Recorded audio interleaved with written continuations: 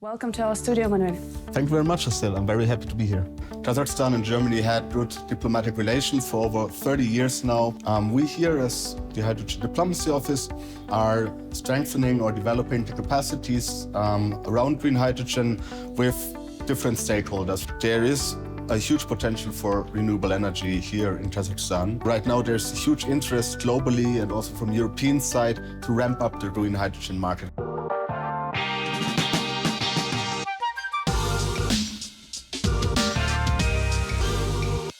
Welcome back to the Astana Times YouTube channel. I'm your host, Asiya Stubaldna, and I'm joined today in the studio by Manuel Andresh, head of the Hydrogen Diplomacy Office in Astana. We're going to talk about the hydrogen potential here in Kazakhstan, the activities of the office, and some challenges and opportunities facing the global hydrogen market. Welcome to the studio, Manuel. Thank you very much. Thank you for having me here today. I'm very excited for this interview. So before we dive into our discussion about hydrogen, I want to talk about the latest visit of the German Chancellor Olaf Scholz to Kazakhstan. Could you share what are your thoughts on the development of Kazakh-German bilateral ties? Yes, of course. I mean, Kazakhstan and Germany had good diplomatic relations for over 30 years now. And even in the time that I've been here in Kazakhstan, in Astana, I've seen an increasing interest and increasing cooperation. Also last year, our President Frank-Walter Steinmeier visited Kazakhstan, and we have a lot of investment agreements from German companies that were also established during the visit last week. And when the oil supply from Russia towards Germany stopped, Kazakhstan stepped in, which is also very high valued by Germany. And with this whole situation right now, we see there's also much more attention to the middle corridor, to the Trans-Caspian transportation route. And we see really a growing dialogue, a growing cooperation around this field. And last but not least, of course, also in the topic of green hydrogen. During the business forum last week, both heads of states, the Kazakh president and the German chancellor, mentioned the potential of green hydrogen and the importance of the cooperation. Our chancellor even highlighted the importance of the location of our Hydrogen Diplomacy Office here in Astana as the really important cooperation field for Central Asia for green hydrogen with Germany. So now I want to talk more about the Hydrogen Diplomacy Office itself. Could you share with us what's the essence of the office? What are the work that you are doing here? Among other hydrogen projects in our organization, in GIZ, H2Diplo, Decarbonization Diplomacy, was commissioned by the Federal Foreign Office. And 2 years ago, our Foreign Minister, Annalena Baerbock, visited Astana and already announced the opening of our Hydrogen Diplomacy Office to strengthen the ties between Kazakhstan and Germany in the field of green hydrogen, to do capacity development, and overall, of course, contribute to decarbonization through the help of green hydrogen. We here, as the Hydrogen Diplomacy Office, are strengthening or developing the capacities around green hydrogen with different stakeholders, from the government, from the academia, from the industry. And we try to increase the overall awareness on the topic. What are the opportunities, but what are also the risks if we transition towards green hydrogen? And we build networks within the country, within the region of Central Asia also, and of course also with German and European stakeholders that are important for the topic of green hydrogen, are interested to cooperate on this. In the past 1.5 years, we had a whole number of activities that we conducted, mostly here in Astana. Those were local and regional dialogue events, study tours to Germany, overall to Europe, seminars to develop the capacities around green hydrogen for policymakers, for other key players in the field.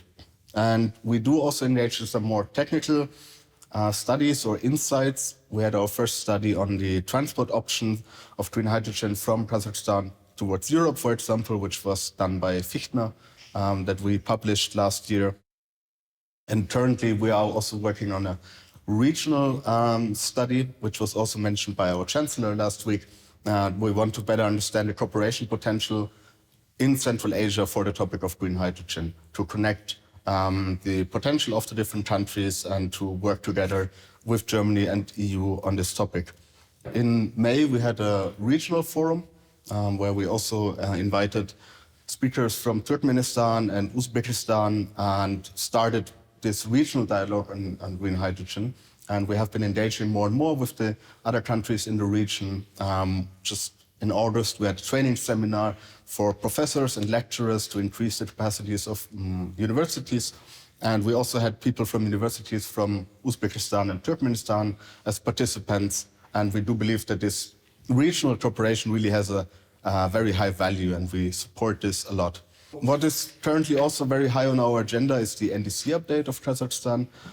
So we are supporting in a way to understand what role green hydrogen can play in climate protection of Kazakhstan. So we are modeling or supporting with the modeling of how much greenhouse gases or CO2 can be saved if we transition in Kazakhstan towards green hydrogen. We're supporting the Ministry of Ecology and Natural Resources with this kind of assessment. Initially, of course, there was a lot of topic of exporting green hydrogen, but we also need to understand that it's not just an energy carrier for export, but it's also highly relevant for the whole Kazakh industry and energy system, which we want to support in this overall decarbonization process now more and more with our office, which goes also hand in hand with our new hydrogen project. It's a project development program for hydrogen, which started in June in Kazakhstan, which we are also heading as Hydrogen Diplomacy Office, which basically supports companies in their transition from gray fossil fuel-based hydrogen or fuels to green hydrogen. So we have firstly a market analysis of the potential of green hydrogen in the country, and then we talk to the companies with a high potential, offer them for free technical and financial analyses how they can do this transition, how can they transition towards green hydrogen, and then also support with identifying funds, financial mechanisms that are relevant for this whole process. Well, that seems quite a comprehensive set of work that you're doing in the office. But if we focus on green hydrogen, and we know that decarbonization is now on the agenda globally, not only here in Kazakhstan or Central Asia, what do you think is the real role of green hydrogen in the decarbonization process? That's a very good question. Right now, hydrogen doesn't really play a big role in the industry of Kazakhstan. It does play a role in refineries, for example, or in the production of fertilizer, but that's basically more or less it. But it does have much more potential. It can be used in many other sectors, so-called hard-to-abate sectors, where there are right now not really alternatives available on a technological level. And green hydrogen does have the potential to deliver energy or the molecules for chemical processes in a climate-friendly way to those processes.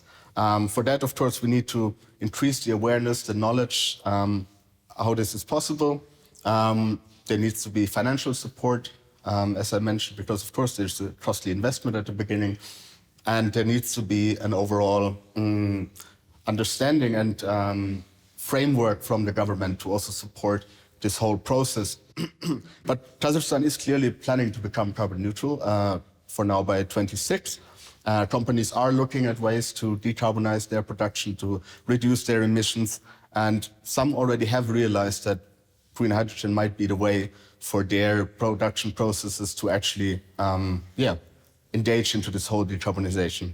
Green hydrogen can be produced cheaper here than in many other countries because of the high potential for renewable energy, for wind and solar power, and the space that is available. It's much more economically attractive than, for example, in Germany. So there's also this competitive advantage of using these resources, this potential here for the decarbonization. And when we talk about export, now there's the carbon border adjustment mechanism for exports towards Europe, for example.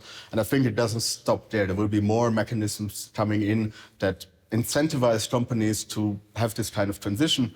So I do believe it's rather a question of timing for when to engage in this process, when to adopt these processes, and when to think about green hydrogen in decarbonization. And right now, there are funding mechanisms, there's support available. I don't know how it will look in 10 years. Maybe there's not enough resources to actually do so. So you said you communicate quite frequently with different stakeholders here in Kazakhstan.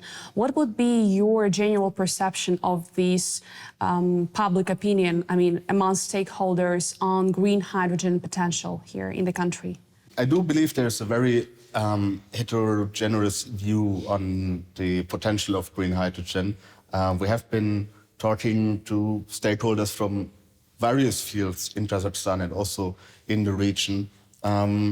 Many do support it, and support also comes from the top level, as it is also frequently mentioned by the president, that green hydrogen is very important for the region and for Kazakhstan. But sometimes, of course, we have these discussions that why should the company change towards green hydrogen? Coal is cheap. The current system doesn't really support this on a financial level. So there's not really an incentive for many to do so, to do this step. And I think that's really what's missing right now, to look at not just the production of green hydrogen, but then at the end at the use of green hydrogen in different sectors and how to support this, how to incentivize this. Mm-hmm. And how it is used, green hydrogen, in what sectors could you name? Yeah, of course. For example, there is the chemical sector, in which hydrogen already plays a role worldwide. So it's the molecules, basically, of hydrogen that are synthesized or mixed with other molecules, and then they give us the hydrocarbons that we are used to in our daily life that we receive from the chemical industry. Fertilizer might also be one of them to be mentioned. We have the steel industry. Green steel is a big topic around the world, so we can also transition this kind of process. But many times also it comes to the energy provision, as for example in cement industry, to provide high temperature heat, for example. We do have synthetic fuels, for example, in aviation, as right now there's also not really the feasibility of battery-powered large airplanes or ships.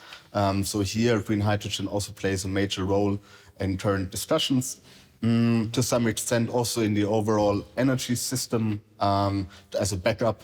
If we increase the amount of renewables in the whole energy system, of course, there's a higher volatility, and there need to be some storage, some backup, and batteries often cannot provide this to the required extent. So here, hydrogen is also an often discussed way. I think those are usually the hard-to-abate sectors that are mentioned in these discussions, yes. What are the specific advantages that Kazakhstan can offer for green hydrogen potential production, and how does it compare to other global players? Yeah, so there are several aspects here. One would be a rather technical one. There is a huge potential for renewable energy here in Kazakhstan. I heard, for example, that the capacity factor for onshore wind energy in Kazakhstan can be as high as in other places on offshore, which is usually much higher. And of course, there's also the space available to build up these capacities for renewable energy. And this overall gives a huge and strong foundation to produce green hydrogen, not just sustainably, but also economically favorable way. And you can even combine wind and solar power, just as Harasia 1 is also planning to do it, to even increase the hours of operation per year, which makes it economically even more attractive. I think this is really a huge potential. Additionally, of course, there's through the location of Kazakhstan, the opportunity of many markets to export the products to. There's, of course, the Asian market, but then also the European market. So in between both markets, there's a lot of potential offtake in different directions. And then, of course, Kazakhstan has been active in the international energy market for quite some time. So there's, on the one hand, there's the experience and the contacts around the world, and then also infrastructure, which can also be used for this transition. Some of the pipelines might actually be transitioned towards transporting green hydrogen in the future.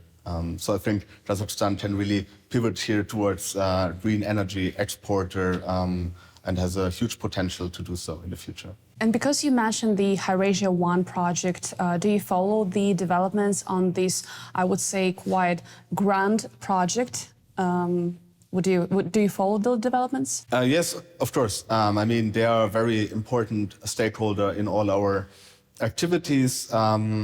They basically also put Kazakhstan on the map of hydrogen development around the world. People got much more interested or started looking more at Kazakhstan when the Eurasia One project was announced. We are cooperating with them. We are discussing with them. Right now, they have been engaging in social and environmental studies, making sure that the production of hydrogen then will be sustainable. I'm afraid I cannot really share insights of their business. I think they should rather do so. But of course, I'm happy to share that we are very actively cooperating with them and also planning to do so in the future. I've read quite a lot that usually when it comes to green hydrogen, transportation and its export might present a challenge. So my next question would be, given that Kazakhstan is a landlocked country, how could the country address this challenge? Yeah, we did have our study on this last year on the transport options of green hydrogen from Kazakhstan to Europe. And of course, it's not really easy right now, but it's still feasible. We had this techno-economic analysis, and economically it is actually quite competitive towards other big exporting countries, but there needs to be some development. First of all, right now the middle corridor, the Trans-Caspian route is of course in focus here with regards to transport towards Europe. Can it also be used for green hydrogen? I mean, hypothetically? Exactly. Yes, it could be via tanker ships. So there's actually also right now a lot of development in the port infrastructure in Kazakhstan, Kurik port, for example. And another option might be to transport it via pipeline through the Caspian Sea or using ferries and train systems to transport it in the form of ammonia, for example, via the Caspian Sea. And then it depends. Then either you could further go through the Black Sea, and once it is on a ship on the Black Sea, it gives much more flexibility, as it does increase the cost much more than to transport it also via longer distances. So it could also go one time around towards the Netherlands, and it wouldn't increase the cost much anymore. Or, of course, you would go through Turkey, also with some pipeline system or using train systems. Overall, I do believe that pipeline is the economically most favorable one, but then regarding flexibility, it really decreases the options in the future. So shipping would cost a little bit more with tanker ships, but it gives much more flexibility and where to transport it to eventually. And regarding the train system and the ferries, this could probably be very good opportunity for upscaling, as for the amount to be economically feasible to transport via pipeline, there needs to be a high amount. The pipeline needs to be filled. So until then, it might make sense to also look more into that option. Can you provide examples maybe of other countries? How do they manage the green hydrogen transportation? Europe is currently working on its European hydrogen backbone. So basically the idea is to connect all countries of Europe with a pipeline network, partially new ones, partially upgraded ones that were used for gas infrastructure. And the idea is to basically use the best optimal locations for green hydrogen production and then share the product, the green hydrogen, among the different states to make it economically also more attractive to produce green hydrogen and then to bring it to those places where it is required for the industry or for other sectors that might need it. How do you think Kazakh companies can benefit from this green hydrogen development overall? Right now, of course, CBAM has come into discussion. So I think whenever there's exports towards Europe, this is starting to give also more of a financial incentive to switch to renewable energy. And in many fields, there is not the possibility to use the renewable electricity directly. So you need this kind of carrier for which green hydrogen is, of course, a very good chance to do so. As I already mentioned, green hydrogen can be produced rather cheap here in Kazakhstan due to the great conditions for renewable energy.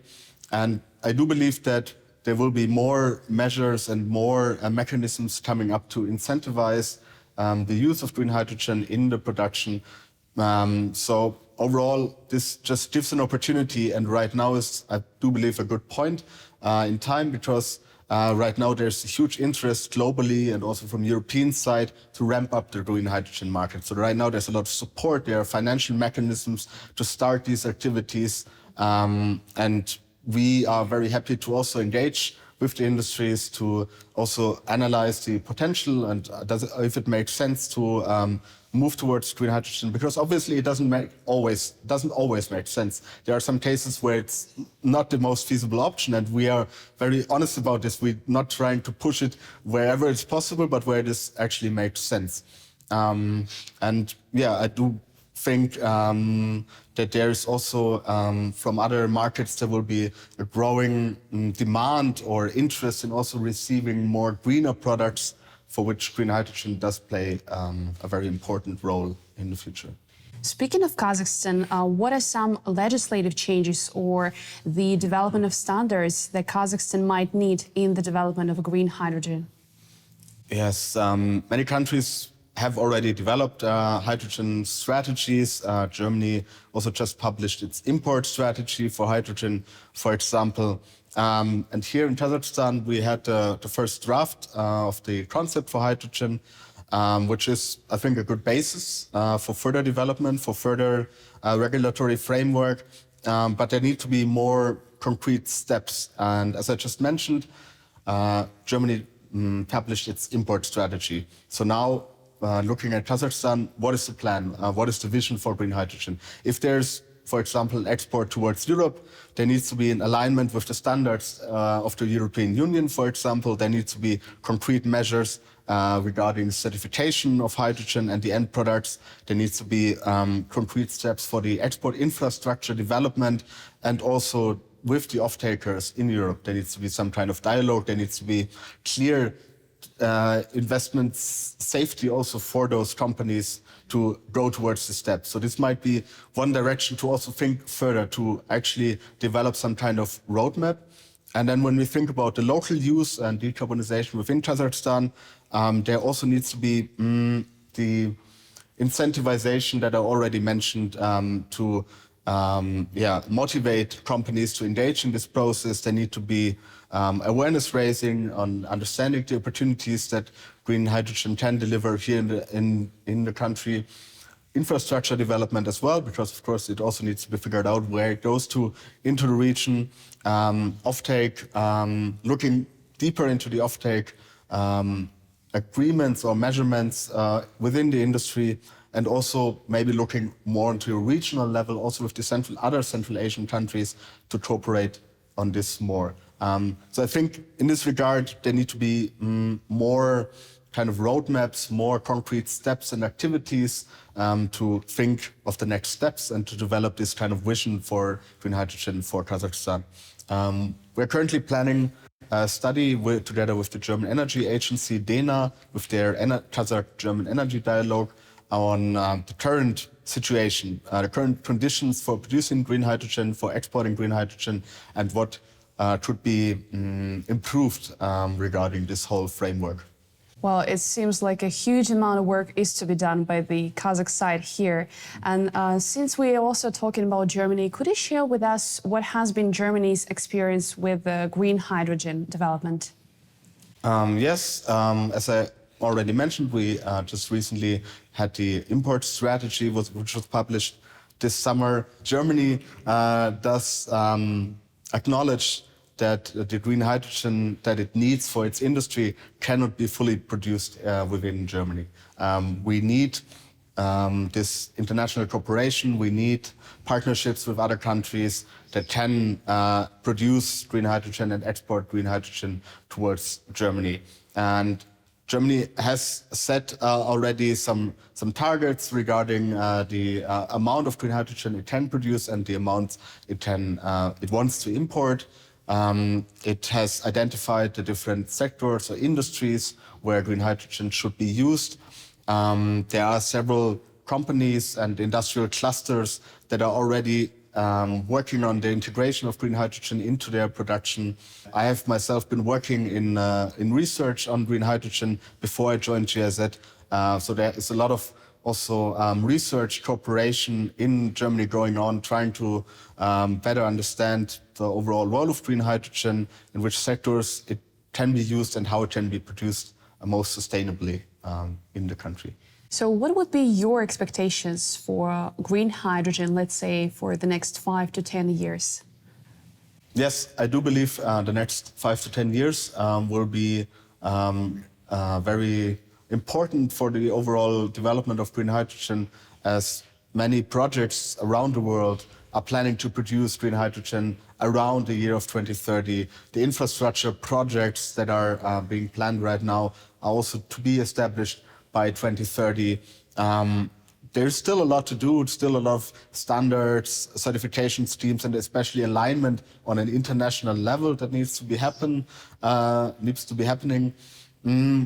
But I do believe that it can happen, because I've seen so much development around green hydrogen in the past few years that I've been working on in the topic. And all countries around the world, almost all countries around the world, have started to engage into the topic. There are a lot of conferences, international ones, to really start to or strengthen the cooperation on this. And I do believe by 2030 there will be a rather international market on green hydrogen, slowly substituting the fossil fuel markets around the world towards a greener export or greener market around the world. How did you end up in this field personally? I wanted to do my PhD back then. It's already been a few years, and I just successfully defended my PhD dissertation also this year. Finally. Congratulations. Thank you. That. Yes, I saw this project around synthetic fuels that are produced with green hydrogen, and I assessed the environmental sustainability of the processes of producing green hydrogen in comparison to fossil fuels. And of course, in most regards, there's a very positive development, especially regarding CO2 emissions, but in many other fields as well. But there are still some challenges. There are still some resources that are, of course, required in a higher amount compared to fossil fuels. So there still needs also to be some research done on to making this overall more efficient and more sustainable. But that's basically how I ended up in the field of green hydrogen. Then for my dissertation, looked more into the field of global development, global cooperation in green hydrogen, and then found my last position at GIZ on this. And then basically it was a given match, I would say, to start. Thank you very much, Manuel, for this insightful conversation. Thank you. Thank you very much.